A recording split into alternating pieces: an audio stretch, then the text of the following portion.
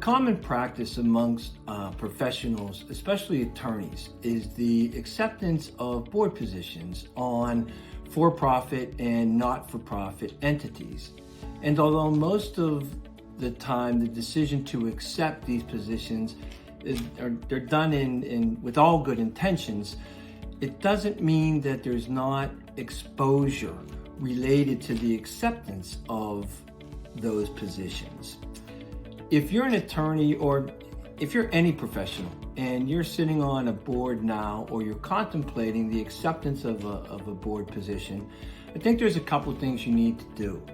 First off, you need to go to that organization and ask them if they in fact have a separate directors and officers policy. If they do, great. Ask them for a copy of that. That way you can put it in your file and you'll know, the limits that they have to cover you, the deductible, if there is any deductible that's applicable to you, and the policy period, so you know when it expires and when it needs to be renewed. If the organization comes back to you and says no, that they don't have a separate D&O policy, I think you need to ask them if they would consider or have they ever considered purchasing a D&O policy. And this is not just for you, the person asking the question.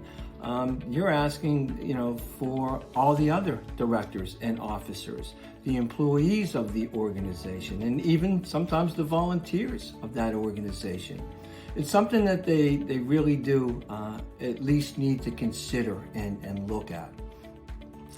Secondly, you need to contact your legal malpractice insurance company.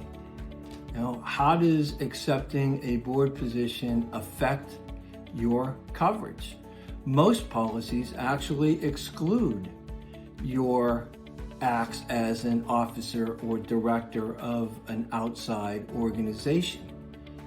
There is also an ownership interest in most policies that state that if you have any type of ownership, or even if you just own, manage, and control an entity, an outside entity, that your professional services that you provide to them are excluded under the policy.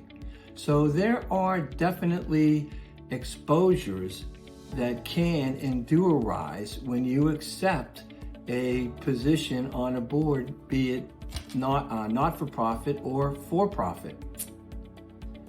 My comments are not intended to stop you from accepting any position on any board.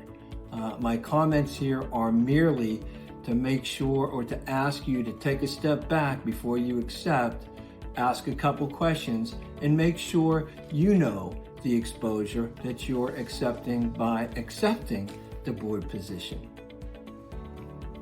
Thanks for listening. And remember, I'm Don Ivol, your insurance guy.